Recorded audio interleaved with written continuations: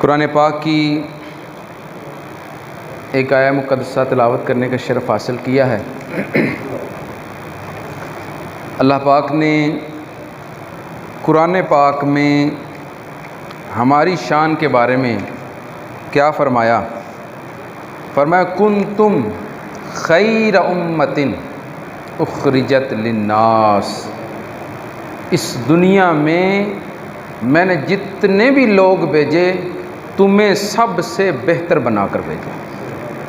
یہ صرف اور صرف امت محمدیہ کی بات ہے، صرف امت محمدیہ کی۔ قرآن پاک کے اندر امت محمدیہ کی شان کے اندر یہ آیہ مبارکہ نازل ہوئی۔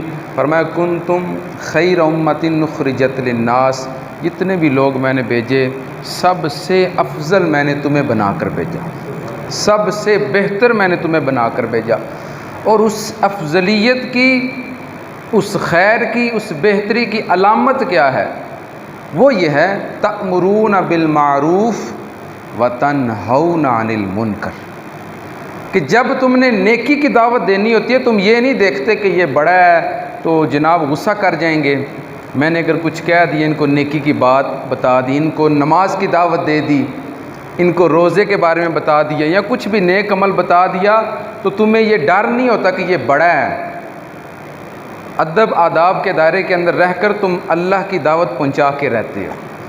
تأمرون بالمعروف وتنہون عن المنکر، تم یہ نہیں دیکھتے کہ یہ بندباش ہے، یہ بہت بڑا ڈاکو ہے، یہ بہت پہلوان ہے تو اس کو میں نے برائی سے روکا تو یہ نہ میری جان ہی لے جائے، بلکہ تأمرون بالمعروف، جہاں بھی تم برائی کرتے ہوئے کسی کو دیکھتے ہو تم اس برائی سے روکنے کی کوشش کرتے ہو۔ یہ ہے ہماری افضلیت کی وجہ، اس لیے میں نے تمہیں سب سے افضل بنایا۔ پچھلی امتیں جو تھیں 1,24,000 کم و بیش انبیاء کرام کو رب تعالیٰ نے بھیجا، ان سب کے اندر یہی ہوتا تھا نیکی کی دعوت دینی ہے یا برائی سے روکنا صرف نبی کا کام ہے، تیسرے بندے کو پرواہ کوئی نہیں ہے، امتی کو پرواہ کوئی نہیں ہے کہ میں نے بھی کسی کو نیکی کی دعوت دینی ہے، نماز پڑھنے جانا ہے، خود ہی چلا جانا ہے، جو جس دل کام میں لگا ہوا ہے۔ ہاں نبی گزرے گا تو وہ بولے گا جی نماز کا وقت ہو گیا پڑھیں، گزر رہا ہے کوئی برائی کر رہا ہے، کوئی امتی کسی کو کچھ نہیں کہہ سکتا، جی کچھ نہیں کہے گا،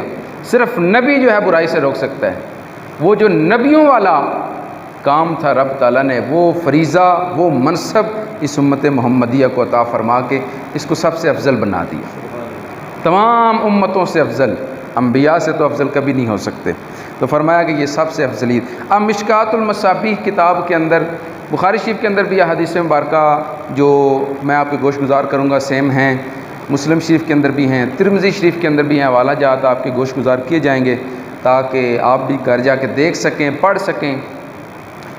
مشکات شریف کے اندر باب باندھا ہے صاحب مشکات نے، ثواب ہذہ الامہ، اس امت کا ثواب، اس امت کی افضلیت، امت محمدیہ کی افضلیت۔ اب یہ دیکھیں جس طرح ہمارے پیارے نبی کریم صلی اللہ علیہ وآلہ وسلم سب انبیاء سے افضل، سیم اسی طرح ان کی امت سب امتوں سے افضل۔ جیسا اس نبی جیسا کوئی نبی نہیں ہے ویسا ہی اس نبی کی امت جیسا کوئی امتی نہیں ہے۔ یہی تو وجہ ہے کہ انبیاء کرام نے خواہش کا اظہار کیا یا رب العالمین ہمیں اس امت کے اندر پیدا فرمایا جائے۔ اب ایک ذات پہلے ہی ایک سب سے اعلیٰ منصب کے اوپر ہے کہ جس کے مقابلے میں وہ دوسرا منصب کوئی حیثیت ہی نہیں رکھتا۔ امتی ہونا یہ اپنی جگہ پہ ایک منصب ہے ایک ذات والا، لیکن جب نبی کے مقابلے میں سے دیکھا جائے تو پھر تو کوئی حیثیت ہی نہیں ہے اس کی۔ تو ایک اعلیٰ منصب والا ایک ادنا منصب کی طرف جب دیکھے اور پھر وہ خواہش کا اظہار کرے یار میں اس منصب کو چھوڑوں، مجھے یہ منصب دیا جائے، مجھے اس منصب پر فائز کر کے مجھ پر کرم کیا جائے، اور صرف خواہش نہ ہو، التجا نہ ہو، مرضی نہ ہو، بلکہ پھر اس منصب کی تلاش کے لیے اللہ پاک کی بارگاہ میں دعائیں کی جائیں، اور صرف دعائیں نہیں بلکہ تڑپ تڑپ کر دعائیں کی جائیں۔ 10 انبیاء کرام سے زائد انبیاء کرام نے اللہ پاک کی بارگاہ میں یہ عرضی رکھی تھی کہ ہمیں امت محمدیہ کے اندر پیدا کیا جائے۔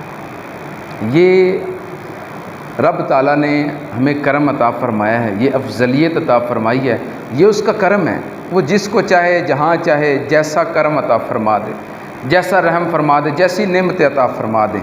اسی لیے تو میں کہتا ہوں کہ ہم صرف مسلمان ہونے کے قرض ادا نہیں کر سکتے، عبادتیں کرنا تو دور کی بات۔ حیرانگی ہوتی ہے ان لوگوں پہ جو کہتے ہیں بندے کے اوپر صرف فرض پڑھنا ضروری ہے، نماز کے وقت فرض پڑھنا ضروری ہے، سنتوں کی اور نوافل کی کوئی ضرورت نہیں ہے، سنتیں مؤکدہ ہیں، غیر مؤکدہ ہیں، ان کی کوئی ضرورت نہیں ہے جی، صرف فرض نماز پڑھیں۔ اندازہ کیجیے بھئی، ہم صرف مسلمان ہونے کا اگر ساری زندگی سجدے ادا کرتے رہیں تو اس کا حق ادا نہیں کر سکتے کہ جو رب تعالیٰ نے انبیاء کرام جنہوں نے خواہشوں کا اظہار کیا ان کو اس امت میں پیدا نہ فرمایا، اور ہمیں بنا خواہش کے، بنا تڑپ کے، بنا حاجت کے خود بالائے کرم فرماتے ہوئے اس امت کے اندر پیدا فرما دیا۔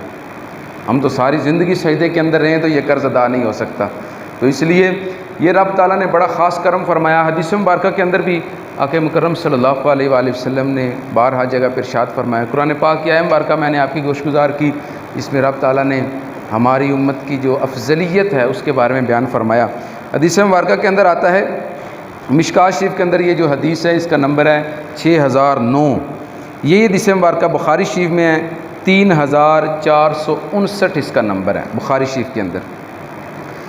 نبی کریم صلی اللہ علیہ وآلہ وسلم فرماتے ہیں، حضرت ابن عمر رضی اللہ تعالی عنہما اس کے راوی ہیں، اب فرماتے ہیں کہ مکرم صلی اللہ علیہ وآلہ وسلم نے فرمایا کہ اے میری امت، تمہاری عمروں کے اندر اور جو یہود نصارہ ہیں ان کی عمروں کے اندر یہ فرق ہے، اس طرح ہے تمہاری عمریں جس طرح کہ عصر سے مغرب کے درمیان کا وقت ہے۔ یعنی کہ یہود کی عمر صبح سے لے کر ظہر تک اتنی بڑی عمر ہے ان کی، نصارہ کی عمر ظہر سے لے کر عصر تک، اور جو امت محمدیہ ہے ان کی سب سے کم عمر ہے، وہ کتنی ہے؟ عصر سے لے کر مغرب کے درمیان جو وقت ہوتا ہے یہ امت محمدیہ کی عمر ہے۔ اور نبی کریم صلی اللہ علیہ وآلہ وسلم نے فرمایا تمہارے اور ان کی اعمال کی مثل ایسے ہے کہ جس طرح کہ ایک شخص وہ مزدوروں کے اندر یہ اعلان کرتا ہے کہ کون ہے جو میرے لیے مزدوری کرے، اسے 1 قرات اجرت دی جائے گی۔ صبح سے لے کر دوپہر تک یہود نے اجرت کی، کام کیا، ان کو 1 قرات اجرت مل گئی۔ پھر اس نے اعلان کیا کون ہے جو میرے لیے اجرت کرے، میں اسے اجرت ادا کروں گا۔ تو نصارہ نے ظہر سے لے کر عصر تک کام کیا، مزدوری کی، 1 قرات اجرت انہیں بھی مل گئی۔ اب اس کے بعد وہ مالک اعلان کرتا ہے اب کون ہے جو میرے لیے مزدوری کرے گا، میں اسے اجرت دوں گا، اور اب یہ تمہاری اجرت دگنی ہو جائے گی۔ اب عصر سے مغرب کے درمیان کتنا وقت ہوتا ہے؟ اصل وقت وہ ہے کہ جو صبح سے لے کر زور تک ہے، اصل وقت وہ ہے جو زور سے عصر تک ہے، عصر سے مغرب کوئی وقت نہیں ہے۔ تو یہود اور نصارہ دونوں بول پڑے، آقا مکرم فرماتے ہیں وہ دونوں بول پڑے، انہوں نے کہا کہ یہ ناانصافی ہے کہ ہمارا وقت زیادہ، ہماری اجرت کم ہے۔ پہلے یہود بولے، وہ بولے کہ ہم نے صبح سے لے کر ظہر تک کام کیا، ہمیں 1 قرات ملا، 1000 کر لیں ہماری زبان میں، 1000 ملا۔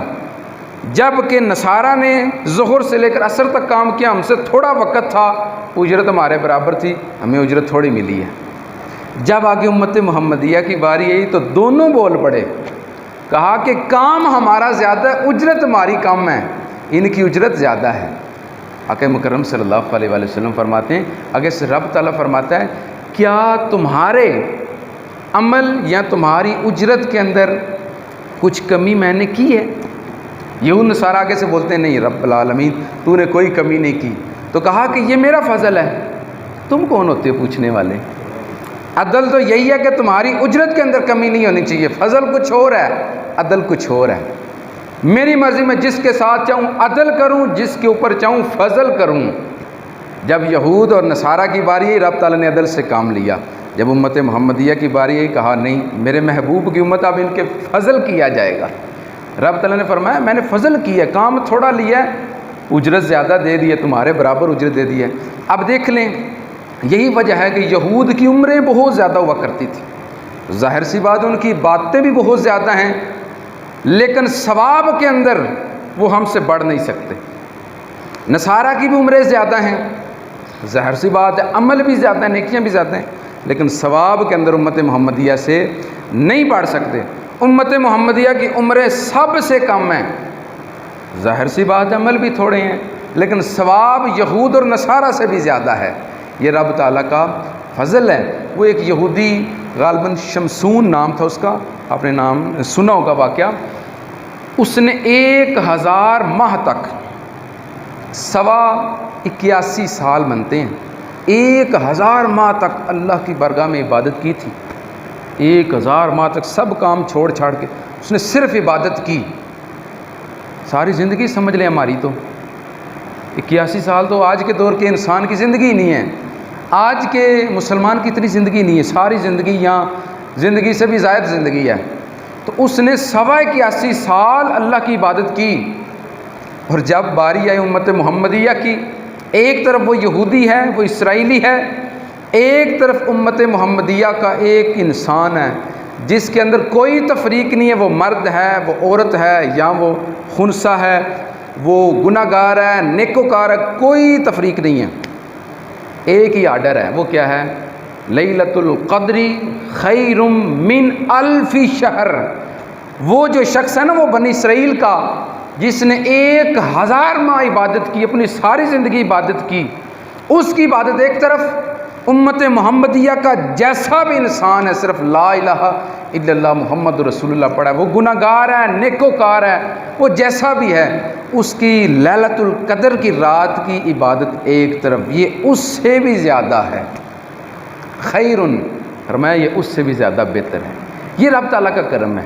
دوسرے حوالے سے بھی دیکھیں تو رب تعالیٰ نے بہت کرم فرمایا۔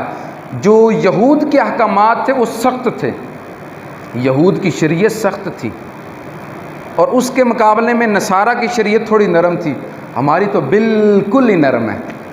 اللہ نے فضل ہی فضل فرمایا، ہماری جب باری آئی اللہ نے کرم نہ فرمایا، اللہ نے عدل نہ فرمایا، فضل ہی فضل، فضل ہی فضل فرماتا گیا۔ اندازہ کیجئے نا کہ بنی اسرائیل کے اندر جب زکوٰۃ ہوتی تھی تو مال کا 1/4 حصہ زکوٰۃ ہوتا تھا۔ اگر عشر کی بات لے لیں، فرض کریں اگر عشر ہے تو ہر 4 بوریوں میں سے 1 بوری ہے، ٹھیک ہے، تو مال کا 1/4 حصہ زکوٰۃ دینا پڑتا تھا۔ وہ چلتے چلتے چلتے جب امت محمدیہ کے اوپر باری آئی، رب تعالیٰ نے فضل فرمایا، 1/4 نہیں، 10واں نہیں، 14واں نہیں، 24واں نہیں، 34واں نہیں، 40واں حصہ زکوٰۃ کر دی۔ اب یہ بھی کوئی زکوٰۃ ہے؟ ان کے مقابلے میں یہ تو کچھ بھی نہیں ہے۔ وہ 4 بوریوں پہ 1 بوری دے رہے ہیں، یعنی 40 بوریوں پہ 10، اور ہم نے 40 بوریوں پہ 1 بوری دینی ہے۔ ایک مثال دے رہا ہوں بوری کے ساتھ۔ تو یہ اللہ پاک نے کرم بالائے کرم فرمایا۔ آقا مکرم صلی اللہ علیہ وسلم نے فرمایا یہ میری امت کی فضیلت ہے۔ یہ رب تعالیٰ، اب مزے کی بات دیکھیں، اس میں میرا یا آپ کا کمال نہیں ہے، ہمارے اندر کیا، اللہ پاک چاہتا تو مجھے یہودی پیدا فرما دیتا، میں اس دور میں پیدا ہوتا، میں حضرت موسیٰ علیہ السلام کا کلمہ پڑھتا، حضرت عزیر علیہ السلام کا کلمہ پڑھتا۔ اللہ پاک چاہتا تو مجھے عیسائی پیدا فرما دیتا، میں حضرت عیسیٰ علیہ السلام کا کلمہ پڑھا ہوتا۔ یہ اللہ نے کرم فرمایا کہ مجھے امت محمدیہ کے اندر پیدا فرمایا، اور پھر اس پر بھی کرم بالائے کرم امت محمدیہ کے اندر اس دور کے اندر پیدا فرما کر بھی مجھے رب تعالیٰ نے باقی سارے کفرستان سے پاک رکھا، باقی ہر قسم کے شرک سے پاک رکھا، ہر قسم کے برے مذہب سے پاک رکھا۔ اللہ پاک نے امت محمدیہ کے اندر پیدا فرمایا، پیدا ہوتے ہی میرے کان کے اندر اذان دے دی گئی۔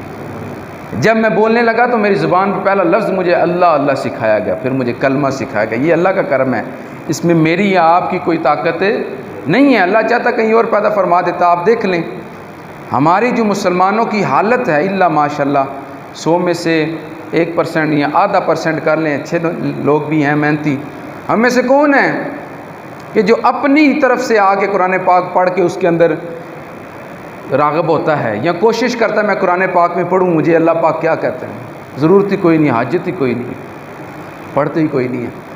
اگر خدا نخواستہ اللہ پاک ہمیں کسی اور مذہب میں پیدا فرما دیتا تو کبھی بھی ہم اسلام کی طرف نہیں آ سکتے تھے، نہ ہم نے تحقیق کرنی تھی، نہ ہم نے دیکھنا تھا دنیا میں کون کون سے مذہب ہیں، کتنے مذہب ہیں، کون کس کے اندر کون سی خوبی ہے، کس کے اندر کون سی برائی ہے، بس جس میں لگے ہیں کام کیا، صبح شام روٹی کھا کے سو جانا بس۔ وہ کسی نے کہا تھا نا یہ زندگی کیا ہے کہ میٹرک کیا، ڈگری لی، نوکری کی، پینشن آئے، مر گئے۔ آج کل کی زندگی یہ زندگی ہے، جبکہ یہ کچھ بھی زندگی نہیں ہے۔ اللہ پاک نے ہمیں کس لیے پیدا فرمایا؟ عبادت کے لیے پیدا فرمایا۔ ان جنوں کو، انسانوں کو صرف اور صرف پیدا کیا الا لیعبدون، تاکہ آپ میری عبادت کریں۔ یہ اللہ پاک کا کرم ہے کہ اس نے ہمیں امت محمدیہ کے اندر پیدا فرمایا۔ یہ صرف آقا مکرم صلی اللہ علیہ وآلہ وسلم کے ساتھ جو ہماری نسبت ہے، یہ اس کا کرم ہے، یہ اس کی وجہ سے اللہ نے فضل فرمایا ہے۔ اگر یہ نسبت کٹ گئی تو ختم، اور اس نسبت کو ہم نے قائم رکھنا ہے۔ اس لیے تو کہتے ہیں سچا مسلمان وہ ہے کہ جس کو اپنے ایمان کی فکر رہتی ہے، اور علماء کرام نے لکھا ہے جس کو اپنے ایمان کی فکر نہیں ہوتی، مرتے وقت اسے کلمہ بھی نصیب نہیں ہوتا۔ جسے فکر ہے اسے ہی نصیب ہوگا۔ اور انما الاعمال بالخواتیم، اعمال کا دار و مدار تو خاتمے پر ہے۔ مرتے وقت کلمہ پڑھ لیا تو اللہ نے بخش دینا ہے، اگر مرتے وقت کلمہ نہ پڑھا تو پھر اللہ کے اوپر ہے، اس کی کیا مشیت ہے۔ یہ اللہ پاک نے خاص کرم فرمایا۔ اگلی حدیث مبارکہ سماعت فرمائیں۔ حدیث جو ہے مشکات شریف کے اندر 6010 نمبر ہے اس کا۔ یہ حدیث مبارکہ مسلم شریف کے اندر 7145 اس کا نمبر ہے۔ حضرت ابو ہریرہ رضی اللہ تعالیٰ عنہ اس حدیث مبارکہ کے راوی ہیں۔ آپ فرماتے ہیں آقا مکرم صلی اللہ علیہ وآلہ وسلم نے فرمایا کہ تم لوگوں کے بعد ایک قوم آئے گی، اے صحابہ تمہارے بعد ایک قوم آئے گی، وہ مجھ سے تم سے بھی زیادہ محبت کرے گی، محبت کے اندر شدت ہوگی۔ کہا کہ اتنی محبت کریں گے حتیٰ کہ ان کی خواہش ہوگی کہ اللہ پاک ہم سے مال لے لے، دولت لے لے، جائیداد لے لے، اولاد لے لے، صرف ایک بار آقا کریم صلی اللہ علیہ وآلہ وسلم کی زیارت عطا فرما۔ فرمایا وہ بھی لوگ آئیں گے، ایسے بھی میری محبت کرنے والے لوگ آئیں گے۔ ہمارا اور صحابہ کے ایمان کا کبھی مقابلہ نہیں ہو سکتا۔ اصل میں نبی کریم صلی اللہ علیہ وآلہ وسلم اس حدیث مبارکہ کے اندر ہماری حوصلہ افزائی فرما رہے ہیں۔ اور حضرت عبداللہ بن مسعود رضی اللہ تعالیٰ عنہ فرماتے ہیں کہ ایک قوم ایسی بھی آئے گی، ہم تو وہ لوگ ہیں کہ جنہوں نے آقا کریم صلی اللہ علیہ وآلہ وسلم کے اوپر وحی اترتی دیکھی، آقا کریم صلی اللہ علیہ وآلہ وسلم کو سامنے دیکھا اور کلمہ پڑھ لیا۔ ایک قوم وہ بھی آئے گی جنہوں نے کبھی دیکھا ہی نہیں ہوگا، جنہوں نے نبی کریم صلی اللہ علیہ وآلہ وسلم کا اور ان کے رب کا صرف نام سنا ہوگا، جن کے پاس صرف وہ کتاب ہوگی قرآن پاک۔ کہا کہ وہ آقا کریم صلی اللہ علیہ وآلہ وسلم کے اوپر پھر بھی ایمان لے آئیں گے۔ کہا کہ اصل محبت والا ایمان تو ان کا ایمان ہے۔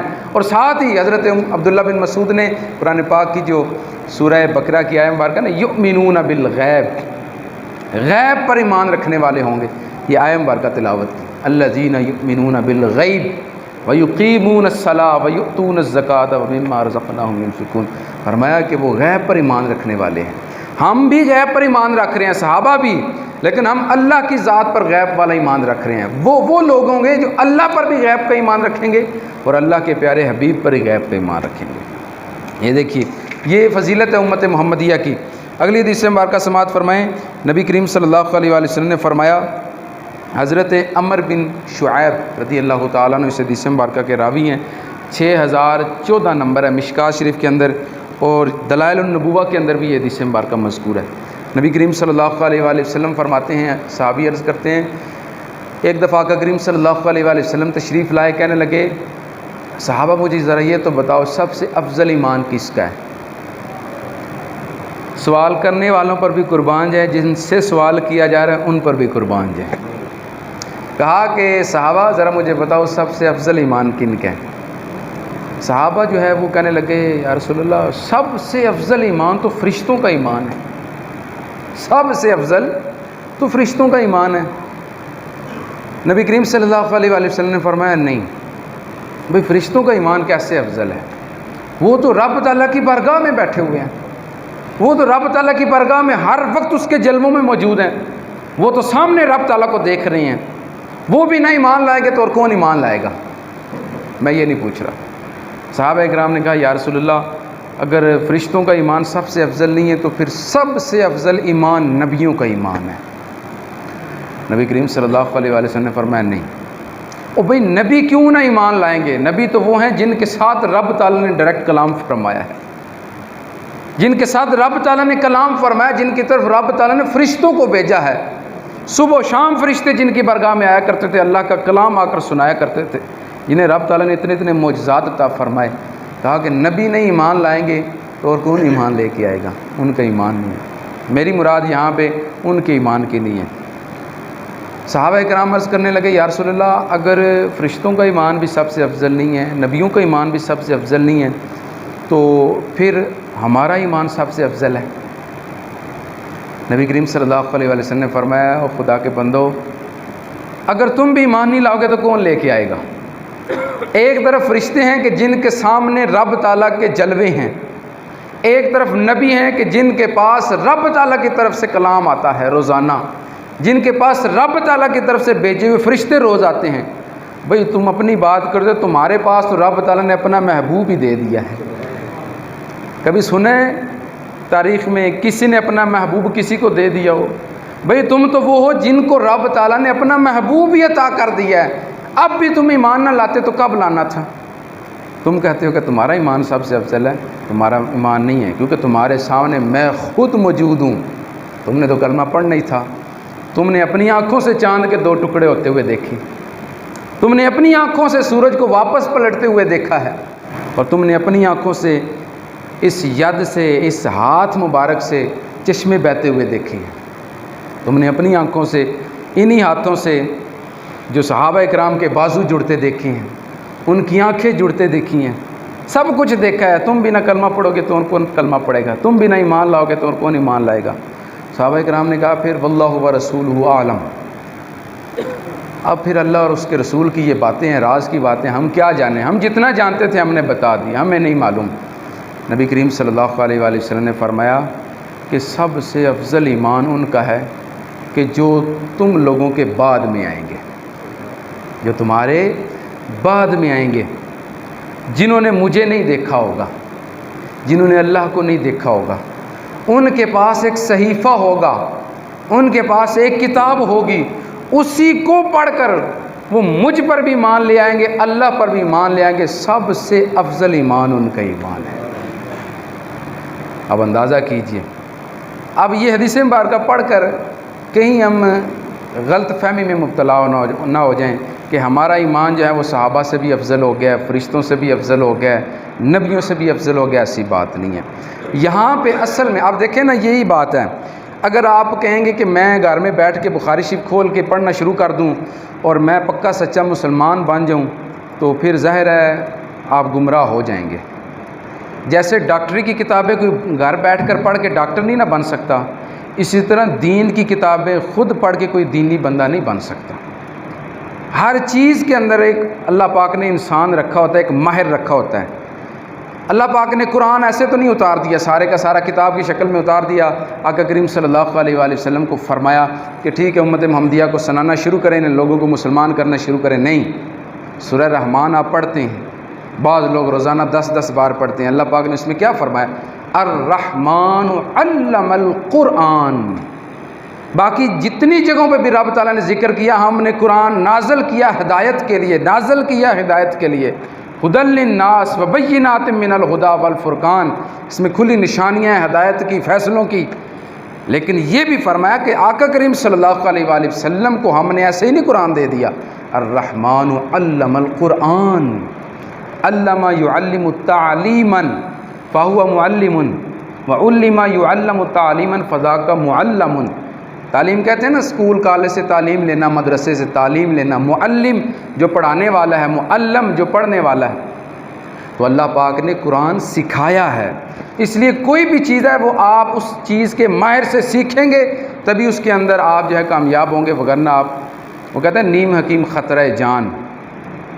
یہ جو آج کل خود سے کتابیں پڑھ کے حکیم بننے ہوتے ہیں، وہ خطرہ تجربے ہی کرتے ہیں نا، انسانوں کے اوپر خطرہ جان بنتے ہیں. بخاری شریف، مسلم شریف آپ خود سے بیٹھ کے اسلام 360 کھول لیں، رضائی کے اندر بیٹھ کے اسے پڑھتے رہیں تو وہ آپ اس طرح پکے مسلمان نہیں بن سکتے.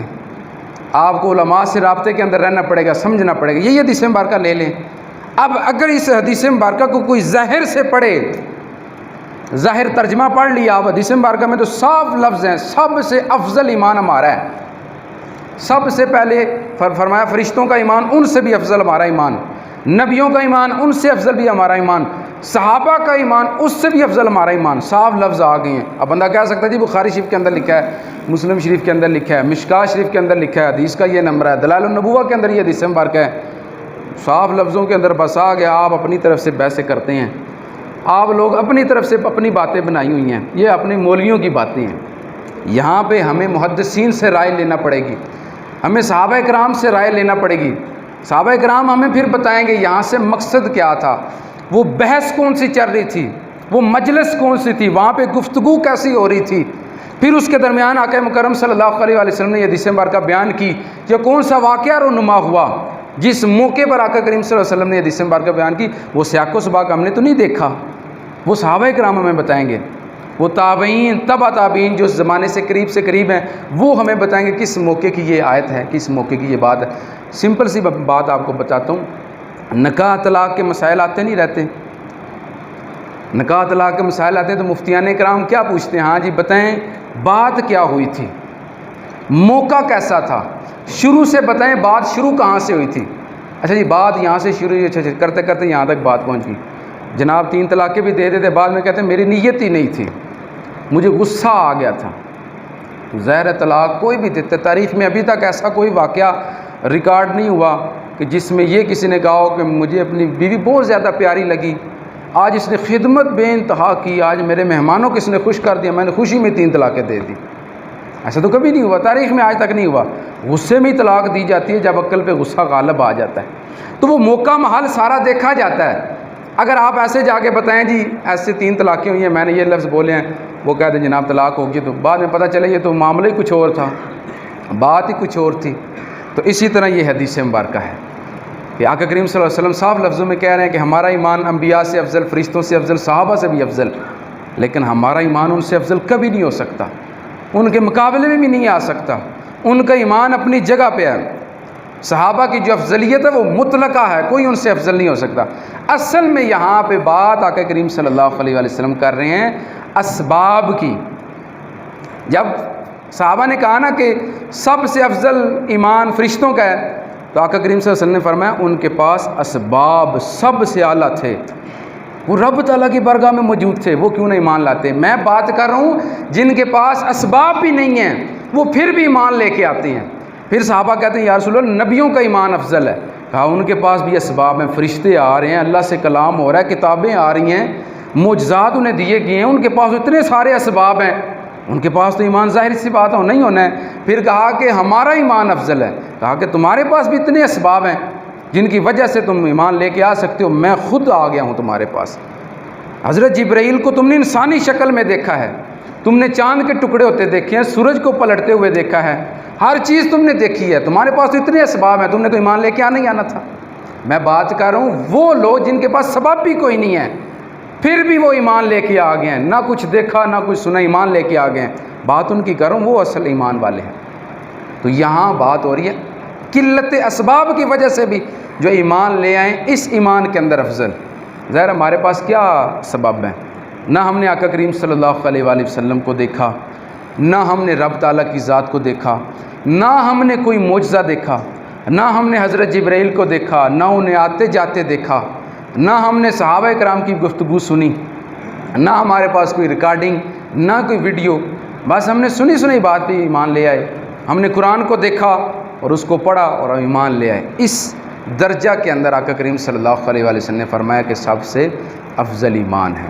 اب اس کے اندر آگے کوئی یہ سوچے کہ ہمارا ایمان ان سب سے افضل ہے، تو ایسی بات نہیں ہے، ہمارا ایمان ان سے پیچھے ہی ہے۔ آقا کریم صلی اللہ علیہ وآلہ وسلم نے آخری حدیث مبارکہ فرمایا کہ میرے امت جو امت محمدیہ ہے، ان کی مثال بارش کی طرح ہے، ان کی مثال بارش کی طرح ہے۔ جیسے بارش ہوتی ہے نا، کوئی یہ نہیں کہہ سکتا کہ پچھلی بارش زیادہ بہتر تھی اگلی بارش کی بنسبت، یا اگلی بارش زیادہ بہتر تھی پچھلی کی بنسبت۔ بارشیں دونوں بارشیں دونوں ہی فائدہ دیتی ہیں۔ ایک بارش آتی ہے وہ دانہ نکال دیتی ہے، دوسری بارش آتی ہے دانہ پکا دیتی۔ تو کہا کہ جیسے بارش کے بارے میں نہیں کہا جا سکتا میری امت بھی ایسی ہے۔ صحابہ کرام بھی اپنی جگہ پہ بہتر ہیں، ان کے بعد آنے والے بھی اپنی جگہ پہ بہتر ہیں، ان کے بعد آنے والے بھی اپنی جگہ پہ بہتر۔ دوسری میں یہ فرمایا کہ یہ بارش والی مثال لے کے ساتھ ہی فرمایا یہاں پھر مثال ایک باغ جیسی ہے کہ جس باغ کے اندر ایک فوج آتی ہے اسے آ کے کھاتی ہے، اور پھر وہ چلی جاتی ہے اور دوسری فوج آ جاتی ہے، وہ آ کے کھاتی ہے۔ ہاں پھر کہا کہ ہاں ہو سکتا ہے کہ جو دوسری فوج ہے وہ چڑھائی کے اندر زیادہ ہو، وہ گہرائی کے اندر زیادہ ہو، وہ حسن کے اندر بہت زیادہ اچھی ہو۔ اور پھر کہا کہ وہ قوم کیسے ہلاک ہو سکتی ہے کہ جس کے ابتدا میں ہوں، جس کے درمیان میں امام مہدی ہوں اور جس کے آخر میں حضرت مسیح ہوں، وہ امت کیسے ہلاک ہو سکتی ہے۔ اور اس کے بعد فرمایا کہ ہاں ان کے درمیان میں ایک ٹیڑھی فوج آئے گی جس کا نہ مجھ سے کوئی تعلق ہے، نہ دین اسلام سے تعلق ہے، نہ میرا ان سے کوئی تعلق ہے، نہ ان کا مجھ سے کوئی تعلق ہے۔ اب اس حدیث مبارکہ کے اندر تھوڑا سا بندہ غور کرے تو ذہن کے اندر آتا ہے، آقا کریم صلی اللہ علیہ وسلم نے فرمایا کہ جس کی ابتدا میں ہوں، جس کا درمیان جو ہے وہ حضرت امام مہدی، جس کی انتہا حضرت مسیح ہیں، جبکہ حضرت امام مہدی حضرت مسیح کا دور ایک ہی ہے۔ یہاں پہ ان لوگوں کے لیے اشارہ ہے جو لوگ کہتے ہیں کہ آقا کریم صلی اللہ علیہ وآلہ وسلم کو علم غیب نہیں ہے، اللہ کے بتائے سے ہر چیز کے علم ہے، ذاتی کوئی بھی علم نہیں ہے آقا کریم صلی اللہ علیہ وسلم کو، یہ ہمارا ایمان ہے۔ اس حدیث مبارکہ کے اس جملے میں اس چیز کی طرف اشارہ ہے کہ حضرت امام مہدی کی وفات پہلے ہوگی اور حضرت مسیح کی وفات بعد میں ہوگی، حضرت عیسیٰ علیہ السلام کی وفات بعد میں ہوگی۔ اور فرمایا یہ قوم کبھی بھی ہلاک نہیں ہو سکتی۔ اور نبی کریم صلی اللہ علیہ وآلہ وسلم نے فرمایا کہ میری امت کے اندر، بنی اسرائیل کے اندر 72 فرقے تھے، میری امت کے اندر 73 ہوں گے، سارے کے سارے دوزخی ہوں گے سوائے ایک کے، وہ ناجی ہوگا، باقی سارے کے سارے ناری ہوں گے۔ اور حضرت معاویہ رضی اللہ تعالیٰ عنہ اس حدیث مبارکہ کے راوی ہیں، وہ کہتے ہیں کہ وہ جو قوم ہوگی اس کی علامت یہ ہوگی کہ وہ حق پر ڈٹ جانے والے ہوں گے، کوئی رسوا کرنے والا انہیں حق سے ہٹا نہیں سکے گا، کوئی ان کی عزت کو اچھالنے والا انہیں حق سے ہٹا نہیں سکے گا، حتیٰ کہ اللہ کا حکم آ جائے گا، یعنی قیامت آ جائے گی، وہ حق پر ڈٹے رہیں گے۔ تو اللہ پاک سے دعا ہے کہ اللہ پاک ہمیں بھی اس ناجی فرقے کے اندر پیدا فرمائے۔ آج کل لوگ کہتے ہیں جی یہ فرقوں کے اندر نہ پڑے، آقا کریم صلی اللہ علیہ وآلہ وسلم نے جب فرما دیا کہ اتنے فرقے ہوں گے، میں اور آپ کون ہوتے ہیں کہ کہیں کہ امت ایک ہو جائے؟ آقا کریم صلی اللہ علیہ وآلہ وسلم کی زبان مبارک کا ایک ایک لفظ لوہے کا خط ہے جس کو کبھی بھی تبدیل نہیں کیا جا سکتا۔ انہوں نے کہہ دیا کہ فرقے ہوں گے، مثال دے دی، فرقے ہوئے تھے واقعی ہوئے تھے، ہوں گے تو ہوں گے، ہاں ایک ان میں سے ناجی ہوگا۔ اللہ پاک سے دعا ہے کہ اللہ پاک ہمیں اس فرقے میں سے پیدا فرمائے، آمین۔